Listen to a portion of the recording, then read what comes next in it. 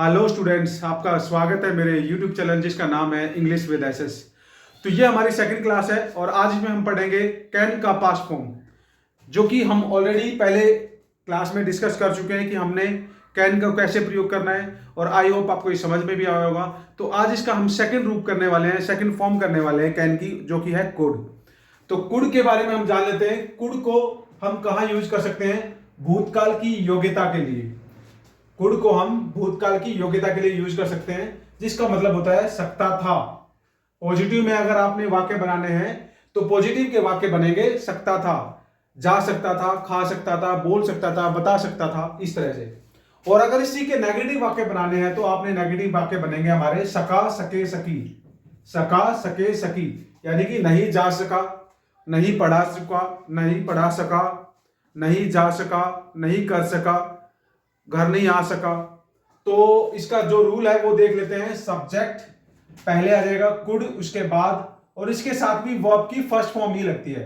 इस बात का थोड़ा सा विशेष ध्यान रखेंगे कि इस कुड के अंदर भी हमने वर्ब की फर्स्ट फॉर्म का ही यूज करना है। तो कुड नॉट वर्ब की फर्स्ट फॉर्म आएगी, सॉरी मैंने यहां पे वर्ब की फर्स्ट फॉर्म फिर ऑब्जेक्ट आएगा।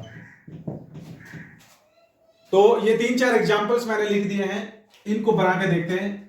एग्जाम्पल्स में है, जब मैं स्कूल में था तब मैं धारा प्रवाह अंग्रेजी बोल सकता था। जब मैं स्कूल में था तब मैं धारा प्रवाह अंग्रेजी बोल सकता था। पहचान को मैच कर लेते हैं भूतकाल की योग्यता, यानी कि आप जब स्कूल में थे तो अंग्रेजी बोल सकते थे, तो भूतकाल की बात चल रही है और उसकी योग्यता थी आप अंग्रेजी बोल सकते थे। इसको ट्रांसलेट कर लेते हैं। जब मैं स्कूल में था, when I was in school, तब मैं धारा प्रवाह अंग्रेजी बोल सकता था।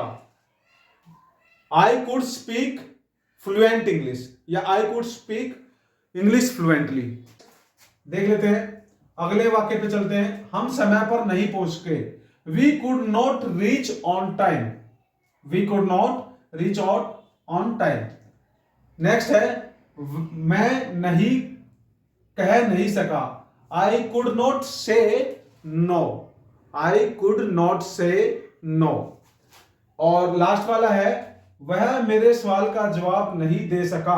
पहचान आप मैच कर ले, सका, सके, बोल सकता था, और यही मैं हमने यहां पे लिखी है, सकता था, सकते थे, सकती थी, सका, सके, सकी नेगेटिव के लिए।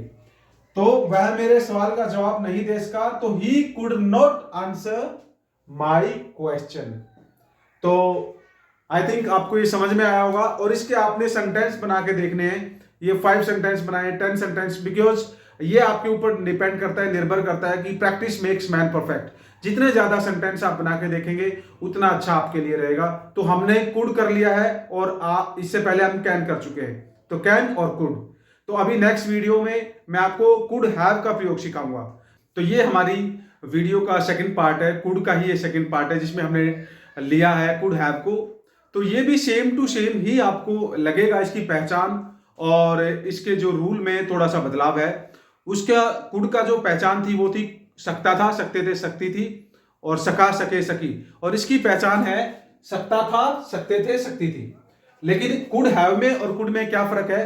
क्योंकि कुड हैव का प्रयोग आपने जो पार्ट वर्ब की थर्ड फॉर्म यूज करनी है रूल के हिसाब से।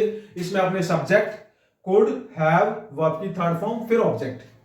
इसमें और उसमें यह फर्क है कि इसमें कोई काम होना मुमकिन ही नहीं था, इसलिए यह काम नहीं किया जा सकता था। तो चलिए इसके एग्जांपल्स देख लेते हैं। जैसे, वह हमारा इंतजार कर सकता था, लेकिन उन्होंने इंतजार या उसने इंतजार नहीं किया। क्यों नहीं कर सकता था? क्योंकि उस समय हो सकता है कोई उसके साथ प्रॉब्लम हुई रही होगी, या फिर उसकी बस आ गई होगी, तो इसलिए उसका इंतजार करना मुमकिन ही नहीं था। इसकी जो पहचान है सकता था, सकते से सकती थी, इसको हमने यहां पे दूसरी पहचान के साथ लिया, किया हुआ नहीं हो सकता, यानी कि इम्पॉसिबल है कोई काम होना, तो इसलिए उसने इंतजार नहीं किया। तो इसका जो रूल मैंने लिखा है वो है subject plus could have, verb की थर्ड फॉर्म, फिर ऑब्जेक्ट। एग्जांपल है, वह हमारा इंतजार कर सकता था, he could have waited for us. इसका ट्रांसलेशन होएगी, he could have waited for us.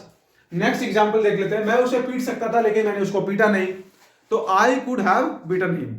I could have beaten him rule के हिसाब से subject, I could have beaten him. वह हमारा इंतजार कर सकता था, he could have waited for us. तो ये सेकंड पार्ट था और मुझे लगता है कि आपको ये जरूर समझ में आया होगा। आप एक बार स्क्रीनशॉट ले सकते हैं या फिर इसके रूल्स को आप कॉपी कर लें, नोट डाउन कर लें, ये आपको बहुत फायदा करने वाला है। और जिनको भी ग्रामर में प्रॉब्लम है, जिनका ग्रामर से थोड़ा सा प्रॉब्लम रहता है ग्रामर से, वो मेरी चैनल को फॉलो करें। मैं उनको पूरा स्टेप वाइज समझाऊंगा, एक एक पॉइंट को एक्सप्लेन करके चलूंगा, क्योंकि हम बेसिक से एडवांस पे जाएंगे। तो ये चैनल आपके लिए बहुत लाभदायक होने वाला है। तो आपसे रिक्वेस्ट करूंगा आप मेरे चैनल को सब्सक्राइब कर लें और आने वाली नोटिफिकेशंस के लिए रेडी हो जाएं, क्योंकि हर दूसरे या तीसरे दिन मैं एक वीडियो अपलोड करूंगा और टोटली सारी ग्रामर को हम और ग्रामर को यहाँ पे अपलोड करने वाले हैं।